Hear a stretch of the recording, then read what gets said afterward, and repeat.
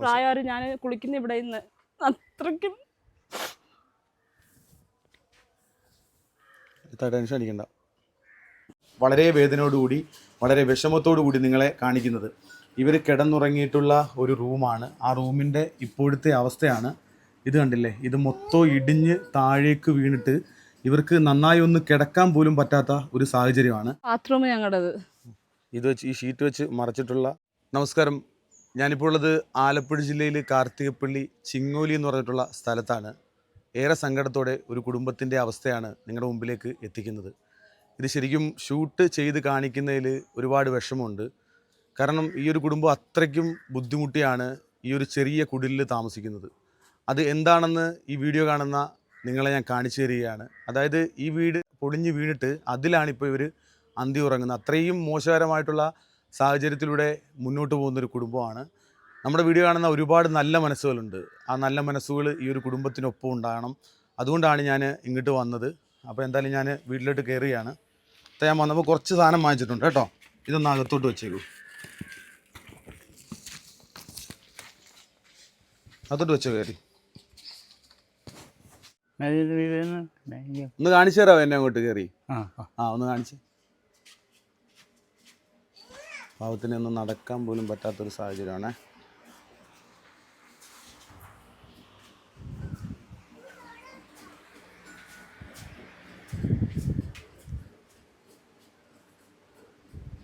ഇതെന്ത് പറ്റിയായിരുന്നു? കാറ്റത്ത് വീണയാണോ? അല്ലല്ല, മോനും ഞാനും മാത്രമല്ലേ, ഞാനും മാത്രമല്ലേ.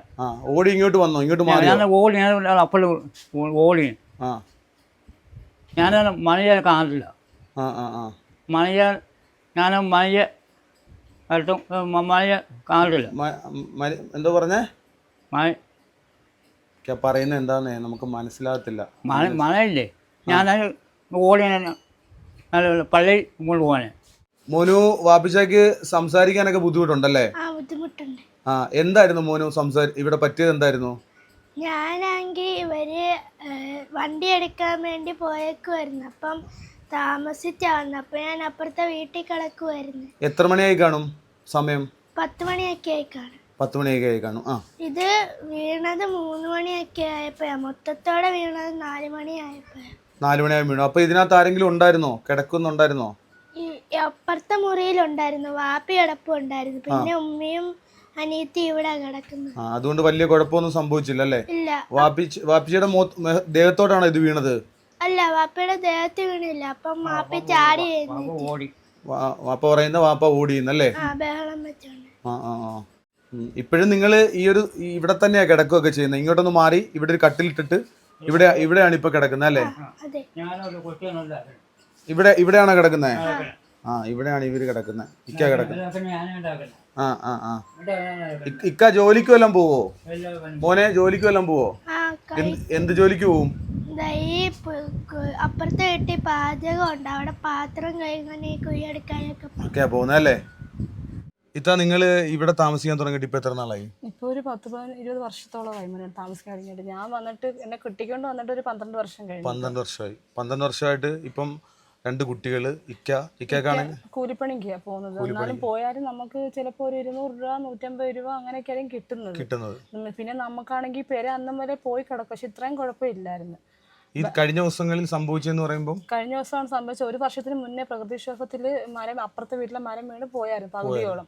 അങ്ങനെ നമ്മൾ കളക്ടറേറ്റിൽ പോയി തഹസീൽദാർ വന്ന് എല്ലാവരും വന്നിട്ട് ഒരു നീക്കുപോക്കും ഇല്ല. അവർ പറയുന്ന ബില്ല് റെഡിയായില്ല, ട്രഷറി പോയിട്ടില്ല, തിരുവനന്തപുരത്തൊരു ഫണ്ട് ശരിയായില്ലെന്നൊക്കെ അവർ പറയുന്നത്. പക്ഷേ ഈ കഴിഞ്ഞ ദിവസമാണെങ്കിൽ വെളുപ്പിനെ 3 മണിക്ക് ഞാനും എൻ്റെ ഭർത്താവ് മക്കളോട് കിടക്കുമായിരുന്നു. ആ റൂമിലെ ഭർത്താവ് കിടക്കുന്നത്. പക്ഷെ വലിയ പ്രശ്നമൊന്നും ഇല്ലായിരുന്നു. പക്ഷെ ചെറുതായിട്ട് ആദ്യമേ ആണെങ്കിൽ ഒരു പൊടിഞ്ഞ് ഇങ്ങനെ വീട് ശബ്ദം കേട്ടപ്പോഴത്തേക്ക് ഞാൻ ഷാജിങ്ങൾ ഞെട്ടി എണീറ്റങ്ങ്. ഷാജിക്ക് എളുപ്പം ചാടി ഇറങ്ങാൻ പറഞ്ഞു. അന്നേരം ഷാജിക്ക് പിന്നെ പെട്ടെന്ന് ഈ മുറി വന്ന് കിടന്നു. അങ്ങനെ ഞാൻ പേടിച്ച് എൻ്റെ വാപ്പായെ എല്ലാവരും വിളിച്ച് വരുത്തി ഞാൻ. അങ്ങനെ പിന്നെ അത് കഴിഞ്ഞപ്പോഴത്തേക്കാണെങ്കിൽ ഒരു 4:45 ആയപ്പോൾ സുനാമി ഇരച്ച് വരുന്ന പോലെ എല്ലാം കൂടി ഇടിഞ്ഞ് പൊളിഞ്ഞ് വീണ് അവിടെ ഇറങ്ങി ഓടി. ഞങ്ങളങ്ങ് ഓടായിരുന്നു, മൊത്തം ഓടായിരുന്നു, താഴോട്ട് വീണ്.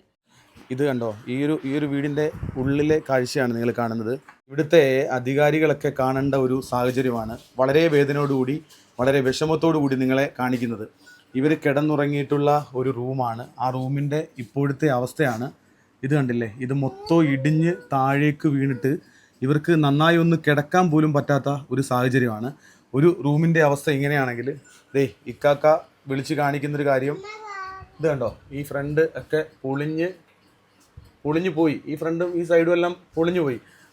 ഞാൻ ചോദിക്കട്ടെ, ഇവിടുത്തെ പഞ്ചായത്തുകാരോടൊക്കെ കാര്യങ്ങൾ അവതരിപ്പിച്ചിരുന്നോ? പഞ്ചായത്തിൽ നിന്ന് എല്ലാ ആള് വന്നേ മോനെ. വന്നപ്പോഴേ അന്ന് കുറച്ച് ഭാഗം പോയപ്പോഴേ അവർക്കൊക്കെ ഞങ്ങൾ 10,000 വട്ടം പൈസ ഇല്ലാണ്ട് കടം മേടിച്ച് നമ്മൾ കളക്ടറേറ്റിൽ പോയി എല്ലാം പറഞ്ഞ് കളക്ടറെ നേരിട്ട് കണ്ടതുവാ. പക്ഷെ ഒരു നീക്കുപോക്കും ഇത് ഏത് കറക്റ്റ് കാർത്തികപ്പള്ളി ചിങ്ങോലി ഏത് പഞ്ചായത്താണ്? ഇത് ചിങ്ങോലി പഞ്ചായത്ത്. ചിങ്ങോലി പഞ്ചായത്താണ് വാർഡ്. അപ്പം ചിങ്ങോലി പഞ്ചായത്തിലെ 5-ാം വാർഡിന്റെ ശ്രദ്ധയിൽ തീർച്ചയായിട്ടും ഈ ഒരു വീഡിയോ പെടുത്തുകയാണ്. ഒരുപക്ഷെ നിങ്ങൾ ഇവരെ കുറിച്ചിട്ട് അറിഞ്ഞു കാണൂല. ഇവരുടെ സാഹചര്യം നേരിട്ടാണ് ഞാൻ റിപ്പോർട്ട് ചെയ്യുന്നത്. ഇത് കണ്ടില്ലേ, ഇവരുടെ സാഹചര്യമാണ്. ഈ പിഞ്ചു കുട്ടികളുമായിട്ട് ഈ കിടക്കേണ്ട ഒരു വീടിൻ്റെ സാഹചര്യമാണ്. മാത്രമല്ല ഇവർക്ക് സ്വന്തമായിട്ട് ഒരു ബാത്റൂം സൗകര്യം പോലും ഇല്ലാത്ത അവസ്ഥയാണ്. ബാത്റൂം സൗകര്യം പോലും ഇല്ലാത്ത അവസ്ഥ. ശരിക്കും നമ്മൾ അധികാരികൾ പൊതുപ്രവർത്തകരൊക്കെ കാണേണ്ട ഒരു കുടുംബമാണ് കേട്ടോ. അത്രയ്ക്കും വേദനയോടുകൂടി നിന്നിട്ടാണ് ഈ ഒരു കുടുംബത്തിൻ്റെ വീഡിയോ ഞാൻ ചിത്രീകരിക്കുന്നതും. ഇത് വീഡിയോ ആക്കി നിങ്ങളുടെ മുമ്പിലേക്ക് എത്തിക്കുന്നതിൻ്റെ കാര്യം എന്ന് പറയുമ്പം ഇവർക്ക് അങ്ങനെയെങ്കിലും ഇവരുടെ ജീവിതത്തിൽ ഒരു മാറ്റം ഉണ്ടാകണമെന്ന് കരുതിയിട്ടാണ്. ഈ ഒരു വീടിൻ്റെ ഇത്രയും മോശകരമായിട്ടുള്ള സാഹചര്യം ഇവർ നേരത്തെ തന്നെ പഞ്ചായത്തിൻ്റെ ശ്രദ്ധയിൽപ്പെടുത്തിയിട്ടുള്ളതാണ്. ഒരു സഹായവും നമുക്ക് കിട്ടിയിട്ടില്ല അല്ലേ? പഞ്ചായത്തിന്റെ ശ്രദ്ധയിൽപ്പെടുത്തിയിട്ട് കുറെ കാലമായതല്ലേ? വർഷം കഴിഞ്ഞു. ഒരുപക്ഷെ നിങ്ങളുടെ ഇടപെടലൊന്നും ഉണ്ടായിരുന്നെങ്കിൽ ഇവർക്ക് ഈ ഒരു അവസ്ഥ ഇപ്പൊ ഉണ്ടാകത്തില്ലായിരുന്നു. ഇതാ ബാത്റൂം ഞങ്ങളുടേത്.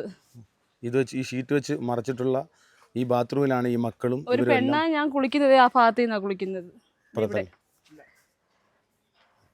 ഞാൻ കുളിക്കുന്നത് അത്രയും പ്രായം ഞാൻ കുളിക്കുന്ന ഇവിടെ നിന്ന്. അത്രയ്ക്കും ടെൻഷൻ അടിക്കണ്ട. ഇക്കാക്ക് ഒന്ന് നന്നായിട്ട് നടക്കാനോ ഒന്ന് സംസാരിക്കാനോ പറ്റാത്ത അവസ്ഥയാണ്. ചെറിയ ചെറിയ ജോലികൾക്കൊക്കെ പോയിട്ട് വന്നു കഴിഞ്ഞാൽ 10,250 രൂപ കിട്ടും. അതുകൊണ്ടാണ് ഇവരുടെ ജീവിതം മുന്നോട്ട് പോകുന്നത്. 2 പിഞ്ചു കുട്ടികളാണ് കേട്ടോ. അപ്പോൾ അവരുമായിട്ടാണ് ഈ ഒരു വീട്ടിൽ കിടക്കേണ്ടത്. അപ്പോൾ ഈ ഒരു സാഹചര്യമാണ് പഞ്ചായത്തിൻ്റെയും ഇവിടുത്തെ പൊതുപ്രവർത്തകരുടെയും ശ്രദ്ധയിൽ ഇവർ പെടുത്തിയത്. പക്ഷേ നിങ്ങളൊന്ന് ശ്രദ്ധിച്ചിരുന്നെങ്കിൽ ഈ ഒരു സാഹചര്യം ഇവർക്ക് വരുത്തില്ലായിരുന്നു. മാത്രമല്ല എൻ്റെ തൊട്ട് ഫ്രണ്ടിലായിട്ട് കാണുന്നത് ഇവർ മലമൂത്ര വിസർജനം നടത്തുന്ന ഒരു ചെറിയ ടാർപ്പ ഷെഡ് കൊണ്ട് മറച്ചിട്ടുള്ള ഒരു സാഹചര്യമാണ് കേട്ടോ. അപ്പം ഇവരുടെ സാഹചര്യം മാറണം. നമ്മുടെ വീഡിയോയിലൂടെ ഇവരുടെ ജീവിതത്തിൽ ഒരു വലിയ മാറ്റം ഉണ്ടാകണം. ഞാൻ എന്തായാലും ഇവരുടെ അക്കൗണ്ട് ഡീറ്റെയിൽ വീഡിയോയിൽ കൊടുക്കണം. നമ്മുടെ വീഡിയോ കണ്ട് ഒരുപാട് നല്ല മനസ്സുകളെ ചേർത്ത് പിടിച്ചിട്ടുള്ള ഒരുപാട് ആൾക്കാരുണ്ട്. അവരോട് എന്നും ഞാൻ നന്ദി പറയുന്ന ഒരു ആളാണ്. ഒരുപാട് കുടുംബങ്ങളുടെ ഏകദേശം 1400-ന് മുകളിൽ വീഡിയോകൾ ചെയ്തിട്ടുണ്ടെങ്കിലും അതിൽ ഞാൻ പോയിട്ടുള്ള മിക്കവാറും ആൾക്കാരുടെയൊക്കെ ജീവിതത്തിൽ മാറ്റം കൊടുക്കാൻ എനിക്ക് കഴിഞ്ഞിട്ടുണ്ട്. ഞാനും നിങ്ങളും കൂടെ ചേർത്ത് കൊടുക്കാൻ കഴിഞ്ഞിട്ടുണ്ട്. ഇവരുടെ ജീവിതത്തിൽ അത്രയും ബുദ്ധിമുട്ടായിട്ട് മുന്നോട്ട് പോകുന്ന ഇവരുടെ ജീവിതത്തിൽ ഒരു മാറ്റം കൊടുക്കണം. ഇത്താടെ അക്കൗണ്ട് ഡീറ്റെയിൽ ആണോ ഇക്കാടെ ആണോ കൊടുക്കേണ്ടത്? ഇക്കാടെ അക്കൗണ്ട് ഡീറ്റെയിൽ കൊടുക്കാം. ഗൂഗിൾ പേ നമ്പർ ഉണ്ടല്ലോ? ഗൂഗിൾ പേ നമുക്ക് ഫോണൊന്നും ഇല്ല മോനെ, ടച്ചിന്റെ ഒന്നും. അപ്പം ഏതെങ്കിലും ഗൂഗിൾ പേ സൗകര്യം കൂടെ ഒരുക്കി തരണം. അപ്പം എന്തായാലും ഇത്രയും വിഷമകരമാകുന്ന ഒരു അവസ്ഥയാണ് നിങ്ങളുടെ മുമ്പിലേക്ക് എത്തിച്ചത്. എല്ലാവരുടെയും ആത്മാർത്ഥമായിട്ടുള്ള ഒരു പിന്തുണ ഈ കുടുംബത്തിന് വേണ്ടി ഉണ്ടാകണം.